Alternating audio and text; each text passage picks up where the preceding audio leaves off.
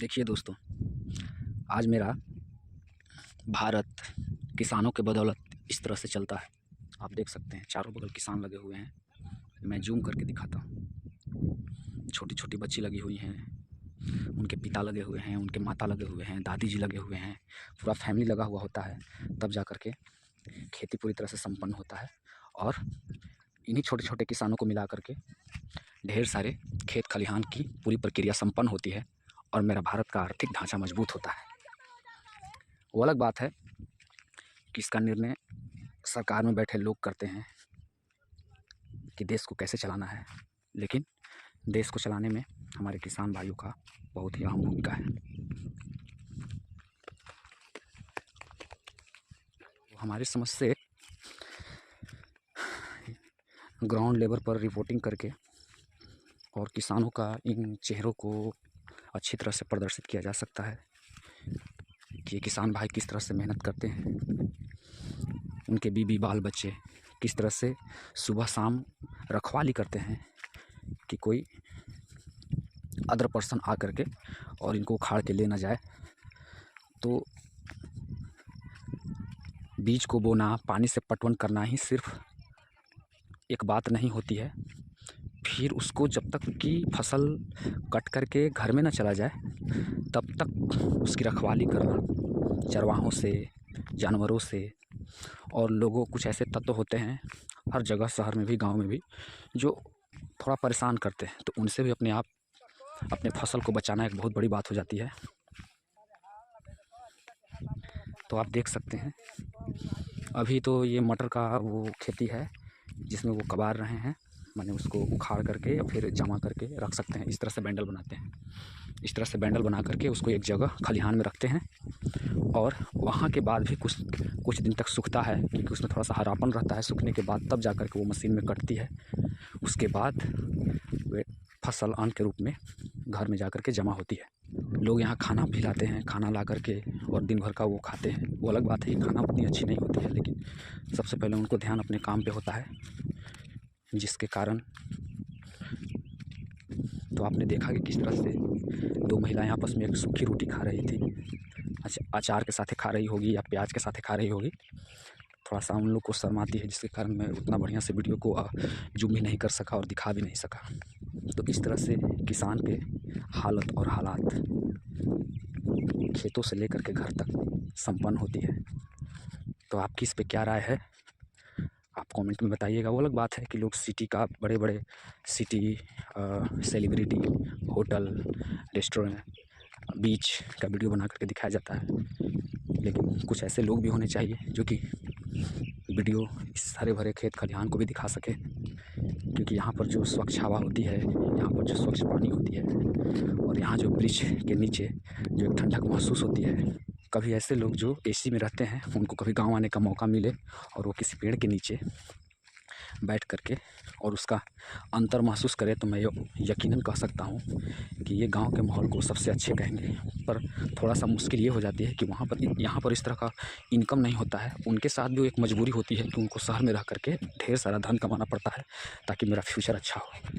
लेकिन ये भी एक बात है, अपने बाल बच्चों के फ्यूचर को अच्छे करने के चक्कर में उनकी पूरी ज़िंदगी, उनका अपना फ्यूचर ख़राब हो जाता है। और फिर यही छोटे छोटे बच्चे भी तो देख रहे होते हैं और वो भी यही प्रक्रिया को अपनाते हैं कि मैं अपने बाल बच्चे का फ्यूचर बढ़िया करूँगा, चाहे इसके लिए मैं अपना फ्यूचर क्यों ना ख़राब करूँ। और ये प्रक्रिया लगातार चलता रहता है और फिर किसी का फ्यूचर अच्छा नहीं होता। सब लोग एक सपना जो कि फ्यूचर में है उसके लिए काम करते हैं और अपना वर्तमान को ख़राब कर लेते हैं। एक देखिए, एक छोटी बच्ची आ रही है अपने परिवार के लिए भोजन लेकर के, आप देख सकते हैं किस तरह से अपने माता पिता के लिए मेहनत कर रही है कि भाई उनको ठीक समय पर कम से कम खाना मिल जाएगा खेत में, तो काम को देर तक करके उसको संपन्न कर सकते हैं। अगर देर से खाना खाएंगे तो दिक्कत है, उनके सेहत पर भी असर पड़ेगी। एक किसान भाई हल्के रफ्तार में दौड़ते हुए और एक जगह वो जमा करते हैं अपने फसलों को। ये बच्ची को देखिए अपने परिवार के लिए खाना ले जा रही है। तो कहीं ना कहीं सब लोग मिल करके और खेत में हो रहे सारी क्रियाओं को एक साथ मिल करके अंजाम देते हैं, तभी जा कर के एक किसान का पूरी तरह से फसल तैयार होता है, वो अन्न के रूप में घर के अंदर जाता है। लेकिन समस्या ये है कि इनको देखने वाला, इनका रिपोर्टिंग करने वाला, इनके इनके प्रति भावनात्मक रूप से जुड़ने वाला आज के समय में कोई नहीं है। और ऐसा इसलिए है कि पूरा सिस्टम मेरे इंडिया का इस तरह से अब हो गया है कि आप चाह करके भी आप किसी के लिए समय नहीं निकाल सकते। लेकिन गांव में अभी ठीक ठाक है, गांव में है ना, सब एक दूसरे के लोग मदद करते हैं, रोड पर भी गिर जाता है तो उठा करके ले जाने वाले लोग रहते हैं। लेकिन शहर में जब तक पुलिस नहीं उसको अंजाम देती है तब तक वहाँ पर रोड पर पड़े लोगों को कोई छू नहीं सकता, डर है एक। तो सिस्टम ही इस तरह से बना हुआ है। लेकिन यहाँ पर ऐसा नहीं है, यहाँ पर पुलिस भी बातों को समझ जाती है कि मामला क्या है। जो एक आदमी रोड पर पड़ा हुआ है ना, और पूरे गांव वाले मिल करके एक साथ सपोर्ट कर रहे हैं, तो पुलिस भी उनकी मानसिकता को समग्रता से समझ लेती है कि मामला उतना गंभीर नहीं है जितना शहरों में लोग डर करके किसी भी न्यायिक प्रक्रिया और भावनात्मक प्रक्रिया को अंजाम देते हैं। इस गांव का नाम तबकला है और यहाँ पर मेरा खेत है। मैं आया हुआ हूँ अपने खेत को देखने, और किसानों को इस तरह से काम करते हुए देख करके कभी कभी भावनात्मक रूप से मन पिघल जाता है। तो ही मन में एक जागृति होती है कि चलिए एक वीडियो बना लिया जाए। तो मैं ये देखने जा रहा हूँ कि जो सबसे आगे वाला जो बैंडल है मेरे ही किसान भाई का है। मैं देख रहा हूँ कि वो कहाँ ले जा कर के रखते हैं, कितने बैंडल होता है गिनना पड़ता है। वही खुद बताते हैं कि भाई इतना बैंडल हुआ, इस तरह से है ना। सारा चीज़ ईमानदारी पर चलती है। तो हर जगह ईमानदारी बहुत अच्छा एक बिजनेस में रोल निभाता है। जिसने भी अपनाया वो बहुत आगे बढ़ा। छोटा या बड़ा बिजनेस, ईमानदारी सभी जगह चलती है। और जहाँ पर ईमानदारी नहीं चलती तो उसकी नहीं चलती। हमारी महिलाएं, बच्चे, भाई, दादा दादी, भारत की सभी प्रकार के लोग जो कोई न कोई संबंध से एक दूसरे से जुड़े हुए होते हैं, आपस में सभी एक दूसरे को मदद करते हैं। ये देख करके ज़रूर ऐसा लगता है कि मेरा भारत आज भी महान है। इनके कपड़ों को देखिए, इनके रहने सहने का तरीका देखिए, बिल्कुल शहरों से अलग होती है। माता जी को देखिए, माथा पर आँचल, दादी को देखिए, इनके माथा पर आँचल आज भी है।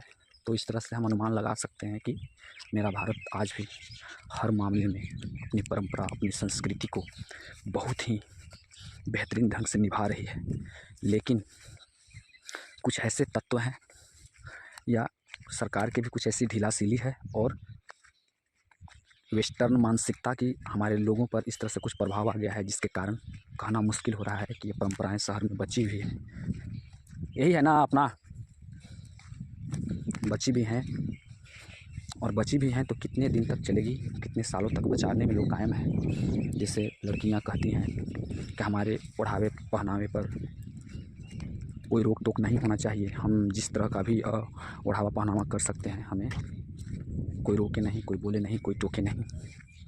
लेकिन अभी जो मैंने माता जी को दिखाया जिनके सर पे आँचल थी, मैंने दादी जी को दिखाया जिनके सर पर आँचल थी, अगर उनसे राय लिया जाए तो वो ये ज़रूर कहेंगे कि हमारी भारत की जो परंपराएं हैं वो भी अन्य देशों के कल्चर से कुछ कम नहीं है।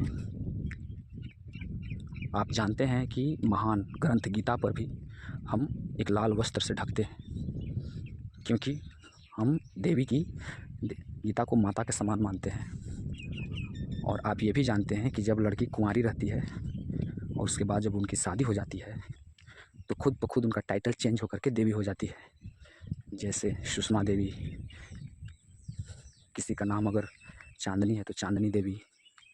तो इस तरह से हमारे भारत में महिला को एक रूप प्रदान किया गया है और उनके सर पर भी आंचल से उनके माथा को ढक करके उनके सम्मान की दृष्टि से देखा जाता है। लेकिन आजकल की महिलाएं और लड़कियां सम्मान खोजती हैं भारतीयों का, और सम्मान भारतीयों जैसा खोजती हैं, और उनके कल्चर, ओढ़ावा पहनावा, ड्रेसेज वेस्टर्न जैसा खोजती हैं। तो दोनों एक दूसरे को विरोधाभासी हैं और ये चीज़ को एक साथ करके पूरा नहीं किया जा सकता है। यदि आप भारतीय परंपरा को अपनाती हैं तो सम्मान भारतीयों जैसा मिलेगा, क्योंकि आप उनके कल्चर में आ गई ना। लेकिन अगर आप परंपरा वेस्टर्न को अपनाएंगी तो फिर आपको सम्मान उस तरह का जो वहाँ होता है आपको वैसे नहीं देखने को मिलेगा। दोनों चीज़ आप एक साथ नहीं खो सकते। आप सोचती हैं कि पानी के अंदर महल बनाएं और बिना ऑक्सीजन के जी भी लें, तो ये पॉसिबल नहीं है, आपको व्यवस्था करना पड़ेगा। तो आज के लिए इतना ही, धन्यवाद।